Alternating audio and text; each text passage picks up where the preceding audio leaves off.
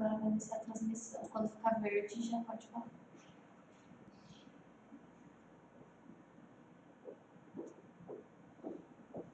Muito boa tarde.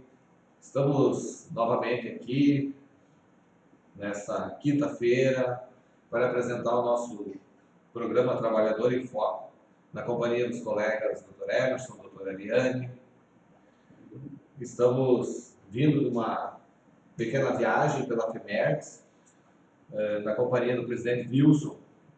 Estivemos visitando sindicatos da região do Vale dos Sinos, Sapiranga, Pivoti, Nova Hartz, entre outros, Estância Velha, levando as notícias da FEMERGS e levamos aí documentação, uma rifa que a FEMERGS está promovendo.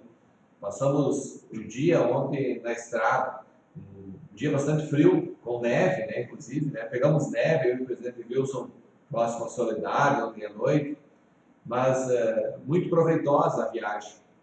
Foi interessante esse contato que a FEMERGS tem mantido com as suas regionais, e o presidente Wilson tem feito isso de regional em regional. Na semana que antecedeu, já visitou outros regionais, e início da semana continua essas visitas. É um trabalho que a FEMERGS voltou a desenvolver, que nós sempre tínhamos um trabalho na base muito importante com os servidores. E a FEMERGS voltou a fazer esse trabalho agora, que os índices de pandemia reduziram, né, de contaminação do Covid-19, diminuíram, então a FEMERGS está de volta na estrada. Passamos um período aí com muitas lives, muitos trabalhos virtuais e agora novamente voltando àquele trabalho presencial, né? Tivemos lá nos Sismos, em Sapiranga, né?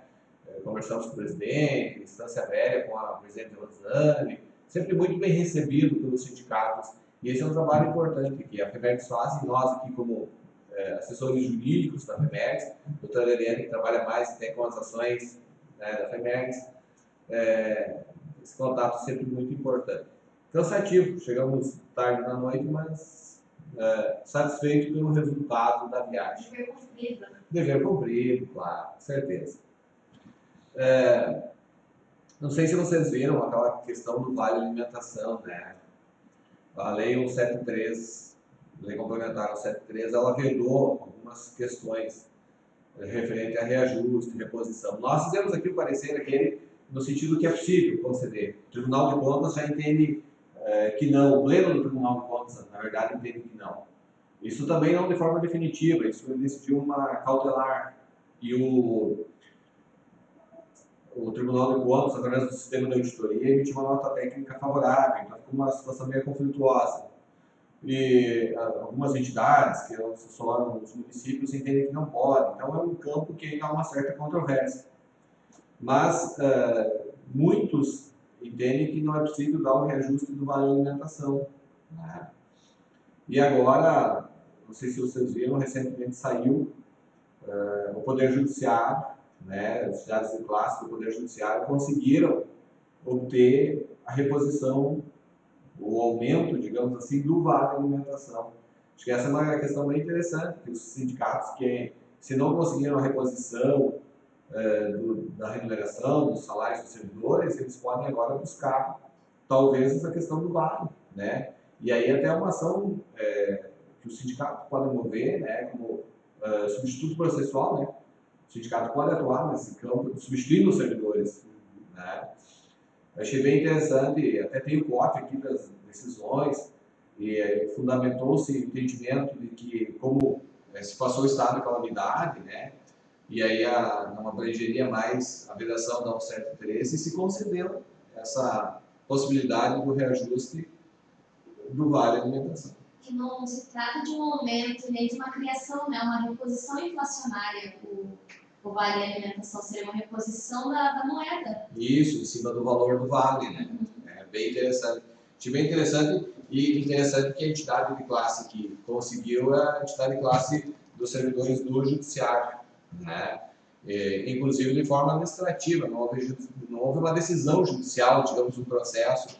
Houve pedidos, né, que o tribunal, de forma administrativa, né, concedeu. Então eu penso que é uma questão que os sindicatos podem buscar, porque é o precedente do entendimento do próprio judiciário, né? Se o judiciário concedeu para a entidade de classe dos servidores, obviamente os servidores do município se enquadrariam na mesma situação, né?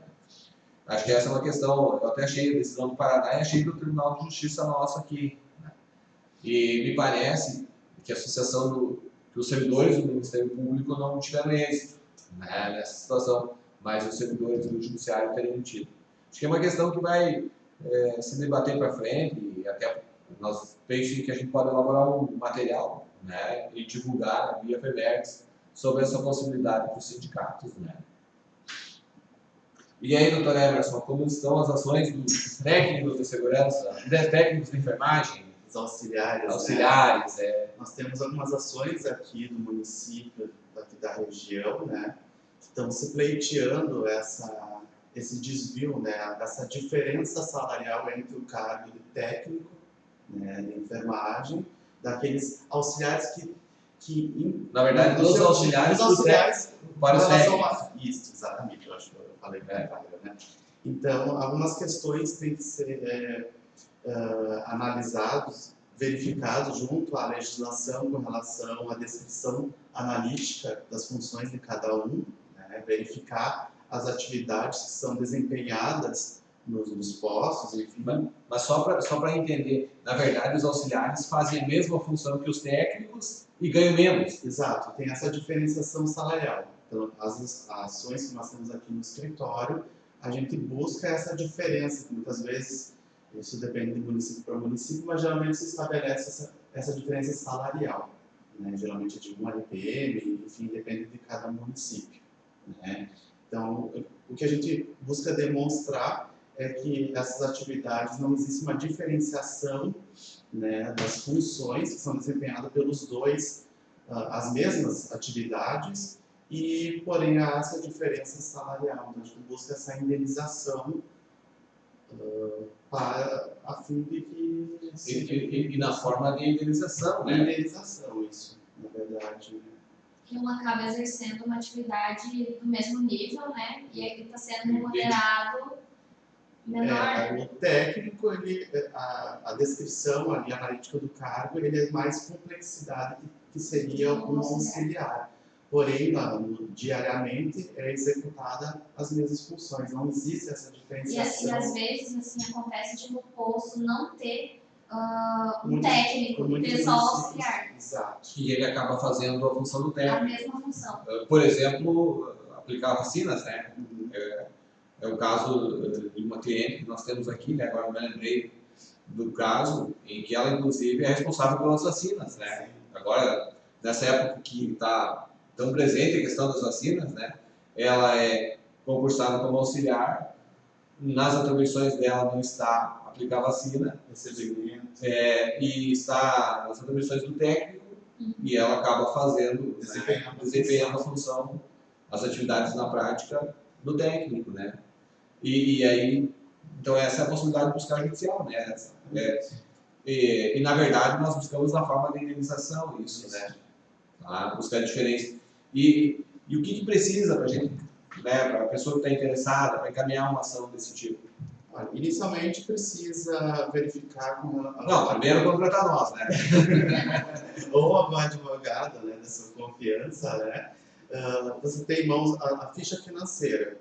A gente, quando vai ajuizar uma ação contra a fazenda pública, a gente tem os 5 anos que a gente pode pleitear, desde que a pessoa tenha desempenhado essa função em desvio de função, exercendo uma outra função que não é aquela que prestou concurso. Então, a ficha financeira tem que verificar, com relação também à lei, à legislação, enfim, que mostra a descrição analítica, a tabela que tem as diferenciações com relação à classe, nível, e acho que são documentos pessoais, RG, CPF. E aí se estabelece um cálculo, né? Através da ficha financeira, né? Verificar qual que é o padrão naquele mesmo nível e classe que está o servidor, se analisa com relação ao técnico, enfim, ou qualquer outro cargo, né? Esse é só um exemplo que a gente deu com relação que há ações aqui no escritório com relação ao auxiliar técnico, mas existem outros cargos, enfim, que a pessoa fez concurso para serviços gerais e desempenha a função de motorista ou de qualquer outra função. Eu me recordei, nós temos a São Cruz Alta, eles têm nível 1, nível 2, e na verdade, tanto um quanto o outro exercem as mesmas funções, né? Concursados de forma diferente, mas exercendo as mesmas funções. Então, esse exemplo da enfermagem é um exemplo, mas certamente se a gente pegar nos municípios, tem outros tantos exemplos, né? Mas depois tem a implementação dessa diferença na folha? Eles continuam Se ele recebendo? permanecer exercendo essa função. Enquanto permanecer, teria direito, né, a receber. Agora, o município pode cessar, né? E passar a exercer só aquilo que ele efetivamente... As atividades que ele teria que exercer como auxiliar. Exatamente. Ou mudar o padrão. Ou fazer uma alteração. Não ter essa diferenciação, né? Mas aí passa por uma mudança legislativa, né? Aí o município tem que fazer essa alteração na legislação, tem que encaminhar projeto de lei para a Câmara, aquela questão toda. Para regularizar. E assim, até por curiosidade, qual é o tempo médio assim, de demora de uma ação dessas até o trânsito em julgado? Olha, hoje em dia, em razão de que os processos são eletrônicos, não mais físicos, que não tem mais todo aquele trâmite de advogado retirar encarga e esses processos ficarem parados no judiciário, em média, 2 anos, mais ou menos, até sair a sentença.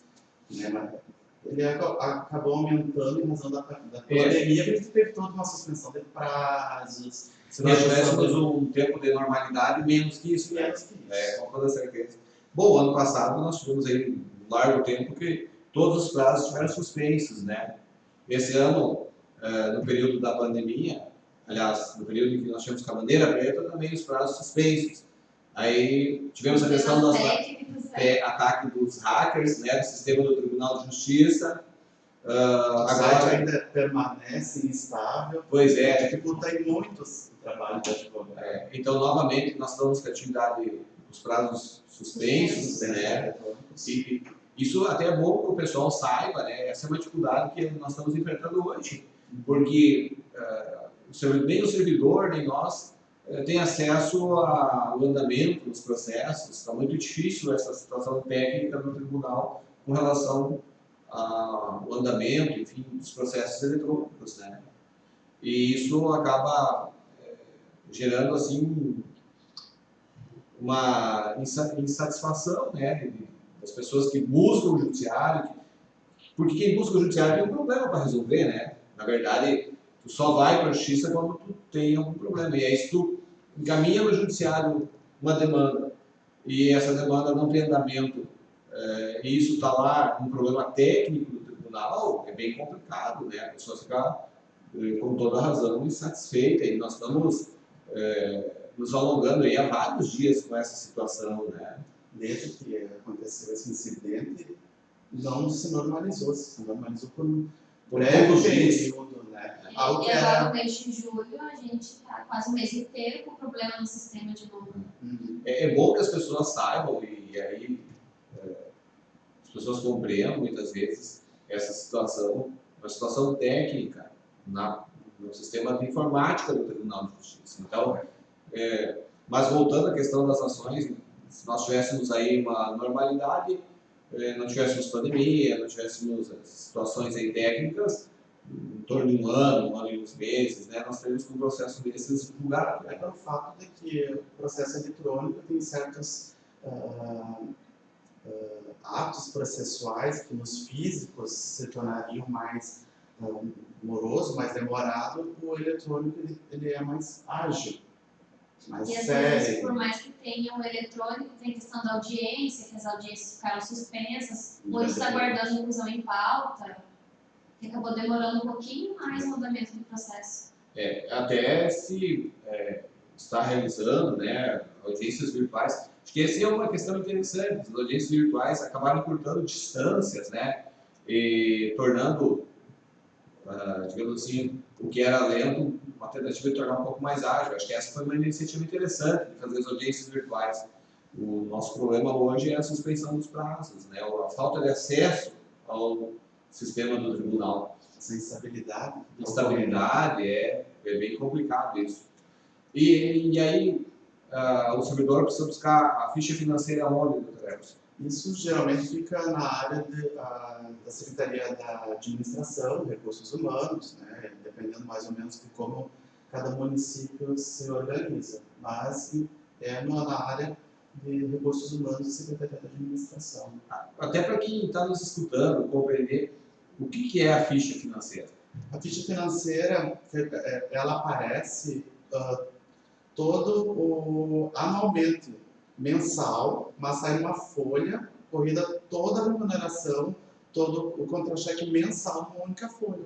Todas as rúbricas, todas as rúbricas, todo vencimento, gratificações, um texto de férias, horas extras, todas as rúbricas que recebem mensalmente, discriminado nessa folha. Mensalmente, só que anual. Consta nessa folha todo o registro do ano. Na verdade, é a história financeira do servidor, né? Como se fosse um extrato, né? Um extrato, exatamente. exatamente. Tem, só que ali tudo detalhadinho. Isso é importante para revisar o cálculo, né? Sem isso não tem como apurar o valor, né? E na verdade, hoje tu não consegue, o advogado não consegue nem ajuizar uma ação se não tiver o cálculo, né? Então, Sim. na verdade, os requisitos, né? Na verdade, o servidor sempre precisa buscar a ficha financeira, né, levar para o seu advogado, para que ele realize o cálculo, para aí ingressar a ação. Uma coisa que é muito importante, que eu estava conversando com os colegas aqui do escritório, que é muito importante o acompanhamento dos servidores junto à sua pasta funcional. Verificar porque na pasta funcional, na ficha funcional de cada servidor, é feito todas as anotações com relação a gratificações que são concedidas, a portaria que estabeleceu. Então é muito importante para não esperar, digamos, quando tiver no prazo para a aposentadoria, para buscar toda a documentação e sempre acompanhando, tendo cópia dessas portarias, verificando se está sendo escrito. Muitas vezes pode ocorrer um problema lá que vai te impedir de se aposentar ou, enfim, qualquer outra coisa. Antes ainda podia fazer a incorporação, cuidar bem certinho os períodos, né? Que tu complementava todos os requisitos, poderia, enfim, incorporar. Então é muito importante esse acompanhamento dos servidores junto à sua ficha.